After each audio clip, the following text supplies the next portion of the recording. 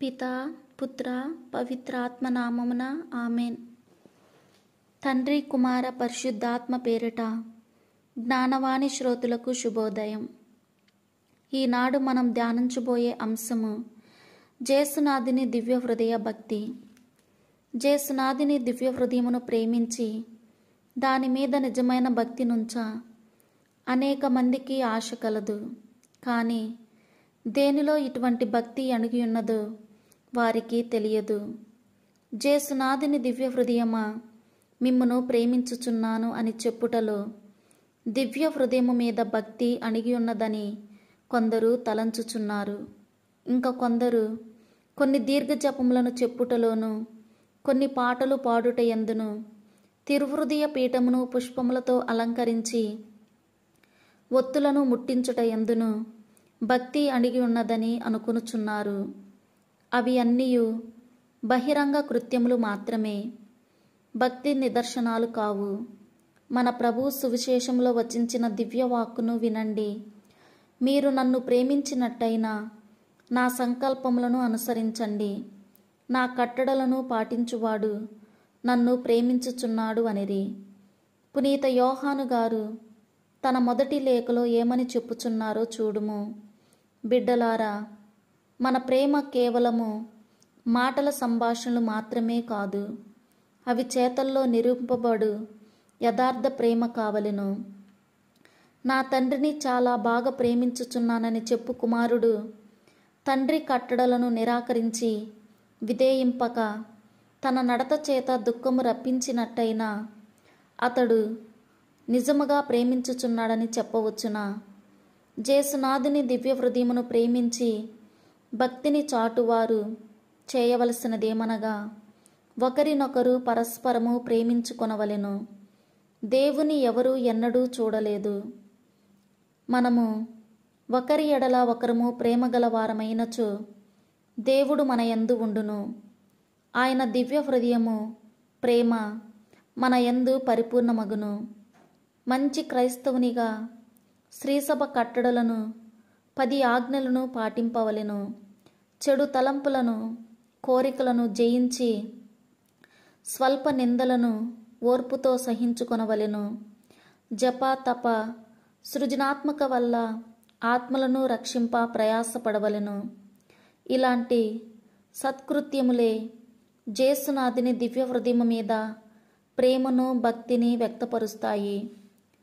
యేసుక్రీస్తు ఈ లోకమునకు వచ్చి 33 సంవత్సరములు నింద అవమానములను భరించి స్లీవలో తన రక్తమంతయు దారబోసి ప్రాణము విడిచారు. లోకాంత్యము వరకు మనతో కూడా వాసమై ఉండుటకు గాను మన ఆత్మకు భోజనముగా దివ్య సప్రసాదమును స్థాపించారు. మన ఎడల జేసునాథునికి గల ప్రేమ ఎంత గొప్పదో చూడండి. తన ప్రాణమును సైతము లెక్క చేయలేదు. అందుకే తిరుసభ ఆరంభములో తొలి క్రైస్తవులు సత్యవేదము నిమిత్తము క్రీస్తే రక్షకుడని నమ్మి తన ప్రాణములను బలిగా సమర్పించుకొనుచున్నారు. పునీత ఇన్నాసి వారిని రోమాపురికి తీసుకుని వెళ్ళినప్పుడు తన క్రైస్తవులకు ఒక లేఖ ఈ విధంగా వ్రాసారు. నేను యేసుక్రీస్తునాథుని నిమిత్తము నా ప్రాణము ఒప్పగింపబోచున్నాను. ఈ సంగతి మీకు తెలియజేయు భాగ్యము నాకు కలిగినందులకు ఆనందించుచున్నాను. నన్ను నిప్పులో వేసి కాల్చివేయుదురో, స్లీవలో కొట్టి చంపుదురో, లేక క్రూర మృగములకు ఆహారముగా నిచ్చుదురో నాకు తెలియదు. ఎలా చంపినా పర్వాలేదు. నా శ్రమలన్నింటినీ బాధలన్నింటినీ నా రక్షకుని కొరకు ఆనందంగా అనుభవించెదను. అది ఈ పునీతుని ప్రభు యేసుపై గల గాఢమైన భక్తిని నిదర్శనము. ఈ ఆదర్శమును తీసుకుని ఎంతోమంది వేద బోధకులు తమ కుటుంబములను, ఆస్తిపాస్తులను, స్వదేశమును వదిలిపెట్టి దూరదేశములకు పోయి ఆత్మలను రక్షింప తమ జీవిత కాలమంతటినీ సమర్పించుకొనుచున్నారు. కారణం వారికి జేసునాథుని మీద గల ప్రగాఢ ప్రేమ భక్తి మాత్రమే కానీ మరొకటి కాదు.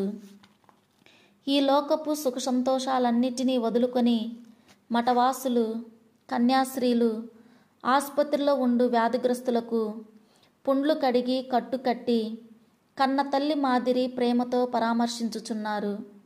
ఇలాంటి ప్రేరణ వారిలో కలిగిందంటే అది యేసునాథుని మీద ప్రేమే గాని వేరే ఏమి కాదు. ఒకసారి యేసు ప్రభు సీమోను పేతురుతో, సీమోను పుత్రుడవైన యోహాను పుత్రుడవైన సీమోను, వీరందరికంటే నీవు నన్ను ఎక్కువగా ప్రేమించుచున్నావా అని అడిగెను. అందుకు పేతురు, అవును ప్రభు, నేను నిన్ను ప్రేమించుచున్నాను అని నీవు ఎరుగుదువు అని సమాధానమిచ్చెను. ఇలాగే యేసు పేతురును 3 సార్లు అడిగారు. 3వసారి పేతురు మనసు నొచ్చుకొని, ప్రభు, నీకు అంతయునూ తెలియను, నేను నిన్ను ప్రేమించుచున్నానని నీవు ఎరుగుదువు అనెను. పునీత పేతురు గారు యేసునాథుని కొరకు పాటుపడి తన ప్రాణమును ఒప్పగించి తమ ప్రేమను నిరూపించుకున్నాడు.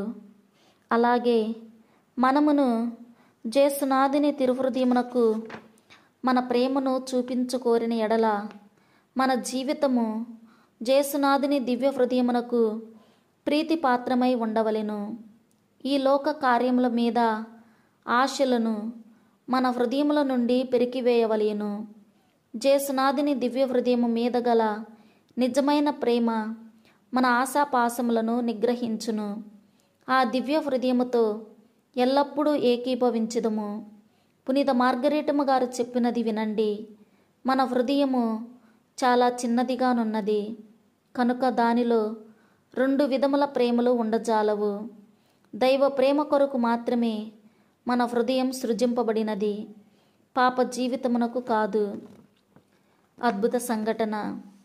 200 సంవత్సరముల క్రితం మధుర విచారణ గురువు వ్రాసిన లేఖలో ఈ క్రింది సమాచారము ఉన్నది. ఒకరోజు ఒక క్రైస్తవుడు అడవిలో కట్టెలు నరుకుచుండగా ఒక పులి అతని మీద పడినప్పుడు ప్రాణాభయముతో ఆ క్రైస్తవుడు యేసునాథుని దివ్య హృదయమా, నన్ను కాపాడండి, రక్షించండి అని బిగ్గరగా అరిచాడంట. ఆ అర్తనాదును విన్న యేసు హృదయం చలించింది. పులి ఆ మనిషిని అక్కడనే వదిలి అరణ్యంలోనికి పారిపోయిందంట. ప్రాణం దక్కించుకున్న క్రైస్తవుడు యేసు దివ్య హృదయమునకు కృతజ్ఞతా స్తోత్రములు చెల్లించుకొనుచు మెల్లమెల్లగా ఇంటికి పారిపోయాడంట. పక్క గ్రామంలోనున్న తన విచారణ స్వాములు వారి యొద్దకు పోయి జరిగిన సంగతంతయు వివరించాడు. ఇరువురు కలిసి కారుణ్య యేసు తిరుహృదయమును స్తుతించి స్తోత్రములు అర్పించిరి. వేదనలు, శోధనలు మనల్ని ఆవరించినప్పుడు యేసునాథుని దివ్య హృదయమును తలంచుకొనండి. పులి కంటే క్రూరముగా ఉండు పిచాచి శోధనలు పటాపంచలైపోతాయి. ప్రతిదినము ఆ తిరుహృదయమును చూచి పూర్ణ హృదయముతో ప్రార్థించిన ఎడల మనలను సకల ఆపదల నుండి కాపాడి నిత్య భాగ్యమునకు వెంటగొని పోవును. పునీత మార్గరేటమ్మ గారు చెప్పిన సుకృత వాక్యము.